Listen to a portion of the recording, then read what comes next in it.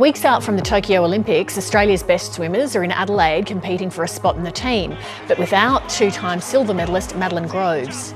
She pulled out of the event on social media, blaming misogynistic perverts in the sport and body shaming in subsequent posts. Very sorry to hear that, and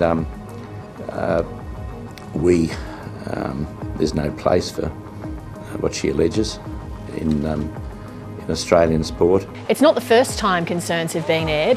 A report commissioned after the London Olympics found a toxic culture existed in swimming. An independent panel will now investigate the allegations made by Groves. We know that there have been issues over the years. Swimming was one of those sports that was mentioned in the Royal Commission into institutional abuse, and we absolutely have done a mountain of work over the last few years. I think everybody in our sport would certainly be quite challenged by the assertion that there is that misogynistic culture. 16, and Shane Gould is now coming home to win. Shane Gould knows the sport well. The three-time Olympic gold winner is one of swimming's most successful athletes. Shane Gould, what do you think about the revelations regarding a toxic culture inside swimming in Australia? I think it's a very real thing that needs to be addressed.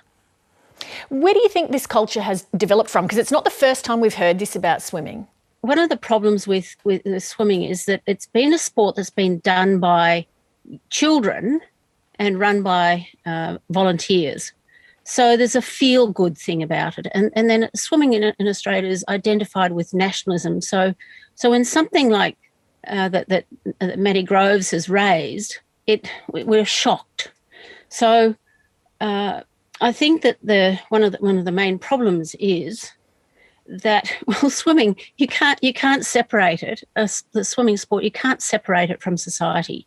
So it's just a reflection, really, of what's happening in general society. So is what you're saying that, swimming's not uniquely special, even though we put it on a pedestal? It's like every organisation, every institution, it's going to have its problems, or it's going to have its good qualities and its bad qualities? Yes, I would say it. Well said. Most swimming cultures appear to be men. I'm not sure what the percentage is. Why is that, and does it need to change? Swimming coaching is a really tough job because they're crazy morning hours. It's a really bad career, for a family man and a family woman. Also, that the culture is a good old boys culture that has changed a lot since the Bluestone report in 2012, post London Olympics. So that they have made a lot of good changes, like Kieran Perkins said. But there are people in the organisation who may not be up to date with their training and workplace protocols, and because the world changes very quickly, and there's the understanding of what counts for abuse, and females to feel really uncomfortable in a situation. I think some men may not be aware of what they're actually doing and saying that makes women feel uncomfortable. So I think some more training needs to occur, and some of the people who Maddie Groves might be calling out may have missed that more current training. What about oversight? Is there a path for swimmers to go down if they feel like they want to make a complaint? I think that's lacking, and I think that's Tracy Stockwell has establishing a panel, an all-female panel, and that was to look into Maddie's case and her accusations.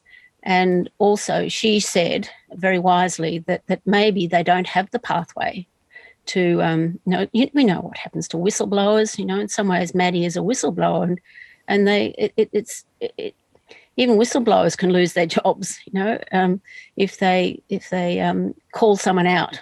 So there may not be the pathways. There is a safe sport unit, but the athletes may not know the pathways, and it may not be adequate. Shane Gould, thanks for your time tonight. Thank you. Hi, I'm Leigh Sales. Thanks for watching this story. If you'd like to watch more of 7:30's stories, they are on the left of your screen.